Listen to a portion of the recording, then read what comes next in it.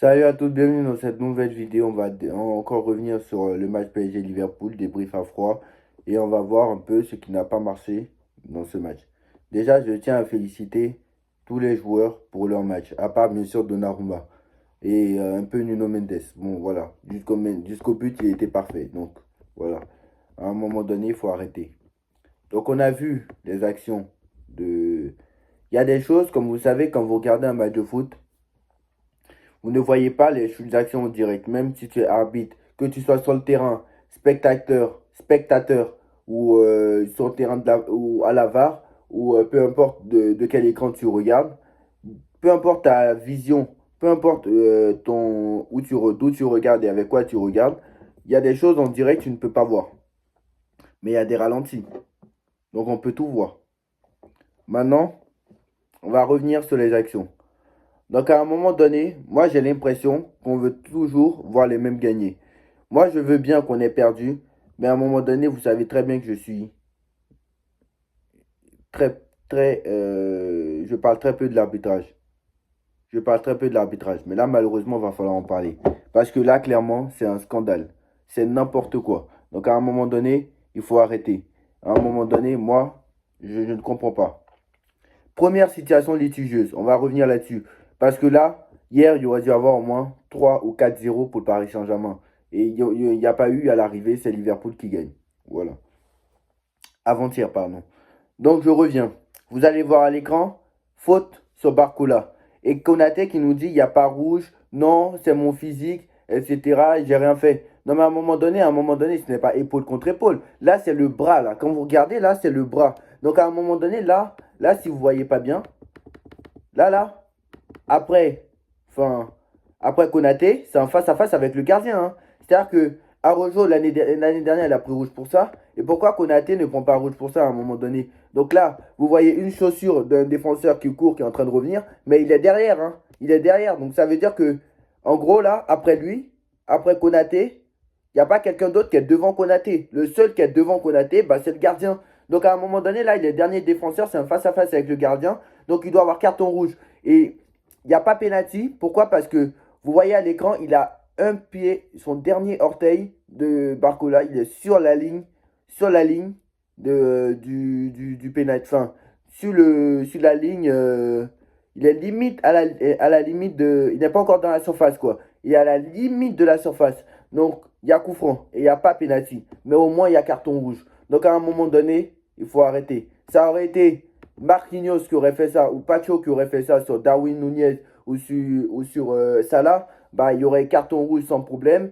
Ça aurait été Konaté même, il aurait fait ça face à Vinicius Junior, il aurait eu carton rouge direct ou Rodrigo. Konaté, il aurait fait ça face au Barça, il aurait pris rouge. Donc à un moment donné, j'ai l'impression que l'UEFA en fait se fout un peu de nos gueules, hein. Il y a un moment donné, il faut arrêter.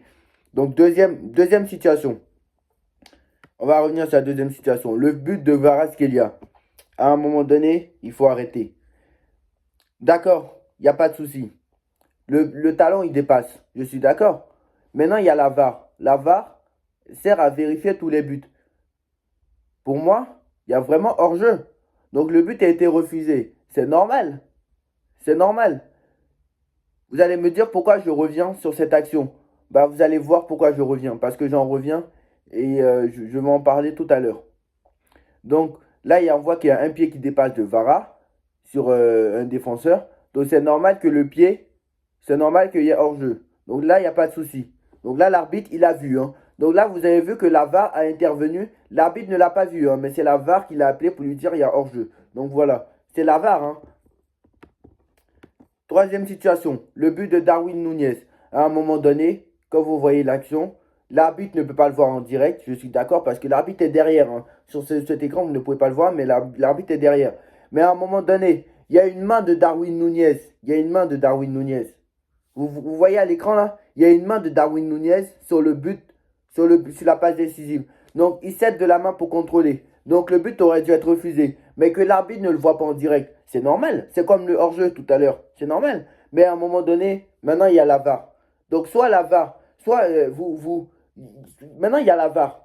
Donc la VAR sert à vérifier toutes les actions. Même s'il y a quelque chose, même si c'est une frappe de loin, même si à chaque but, la VAR doit vérifier. Même à chaque action, la VAR doit être en alerte. La VAR, maintenant, sert maintenant à regarder si l'arbitre est trop loin, si l'arbitre ne voit pas. Parce que l'arbitre a le droit de se tromper, je suis d'accord. Mais à un moment donné, la VAR, vous faites quoi? Vous buvez de l'alcool, je sais pas, les télés de la VAR sont cassées, je sais pas, vous êtes en train de je sais pas, à un moment donné, vous êtes en train de vous LeBron James ou quoi? Il y a un moment donné, il y a un problème. Il y a un problème. J'ai l'impression qu'en Ligue des Champions, on veut voir toujours les mêmes gagner. Barça, Bayern, Real et un club anglais souvent pour faire plaisir. Voilà. C'est tout. On veut voir toujours les mêmes gagner en fait. Donc à un moment donné, ça commence à faire beaucoup. Ça commence à faire beaucoup. 2017, vol.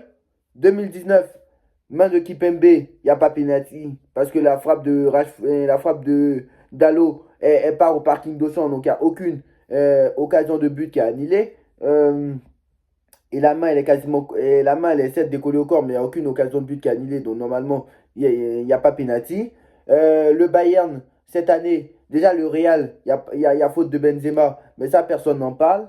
Euh, L'année dernière, le but de Safonov, enfin, cette année, pardon, Poule, le but du Bayern qui est refusé qui n'est pas refusé sur corner, alors que Safonov, il est gêné par Jamal Musiala sur le corner. Et pourtant, à l'Euro, France-Pays-Bas, ils ont bien refusé un but qui n'est même pas sur coup de pied arrêté, hein. C'est-à-dire que sur le but de Simons lors de France-Pays-Bas, bah, ils ont bien refusé parce que l'autre, il gêne Mike Maignan, hein. Parce que l'autre, il gêne Mike Maignan, hein. Parce que là, il ne peut pas avoir le ballon. Mais par contre, sur les coups de pied arrêtés où c'est plus grave, là, on ne siffle pas. Donc à un moment donné, j'ai l'impression qu'ils se foutent un peu de notre gueule. Voilà, j'ai l'impression qu'ils veulent toujours voir les mêmes gagner. Et maintenant, il va falloir faire quelque chose. Louis, écoute-moi. Tu sais ce que tu vas faire, Louis? Il y a des changements à faire.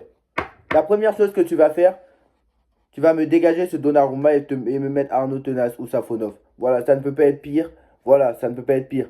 Voilà, parce qu'il y en a, ils vont me parler de la bourde de Safonov, mais c'est pas Safonov le responsable. Safonov, il est gêné par Jamal Musiala. Et vous savez très bien que si ça aurait été le Real qui aurait pris ce but, bah, le but aurait été refusé. À un moment donné, faut parler français. Voilà. Donc tu me mets Safonov dans les buts, ou Tenas comme tu veux. Tu me laisses la défense centrale. Au milieu de terrain, tu me mets Désiré Doué. Tu mets Vitinha, João Neves, Désiré Doué. Et en attaque, tu me laisses Dembélé. Tu me mets Vara. Tu me mets Barcola. Voilà. Tu laisses l'attaque. Tu laisses la défense. Au milieu de terrain, tu me sors Fabien Ruiz. Tu me mets Désiré Doué. Et au gardien, tu me changes de gardien. Tu me mets Safonov ou Tenas. Comme tu veux. Mais tu fais ça. Et avec ça, bah, tu auras plus de chances de te qualifier. Enfin, si l'arbitre encore n'est pas contre toi. Donc à un moment donné, s'il y a 0-0 au match aller, ne venez pas me dire. Donc déjà là, main de Darwin Nunez, il n'y a pas but. Le hors-jeu, c'est normal qu'ils aient refusé. Et là, il y a carton rouge. Donc à un moment donné, s'il y a carton rouge, le match il change. Et on ne sait pas quel match il peut y avoir. On peut gagner même 3-0 tranquillement. Donc à un moment donné, il va falloir faire quelque chose. Donc si Liverpool, la semaine prochaine, gagne par un but d'écart ou pas deux buts d'écart, pour moi, c'est pas justifié. Pour moi, la qualification, pour moi, Liverpool n'a pas montré qu'ils sont supérieurs au Paris Saint-Germain, loin de là. Et pour moi, c'est un vol manifeste. Et voilà. Donc vous voulez toujours voir les mêmes gagner. Donc à un moment donné, il faut arrêter. Voilà. Ça aurait été le Real. Là, par contre, on n'en parle pas, hein. Là, par contre, on n'en parle pas. Bref, c'était pour revenir un peu sur cette défaite donc les fautifs. Donc, les fautifs principaux, fautifs principaux de cette défaite, donc Donnarumma, Mendes, Donnarumma, Mendes, et puis l'arbitre. Voilà, tout simplement. Donnarumma, Mendes et l'arbitre. Voilà. Voilà, avant-hier, si on inverse les gardiens, il y a 8-0. Voilà. Sans un arbitre, bien sûr, qui va te niquer. Donc voilà. Bref, tchuss.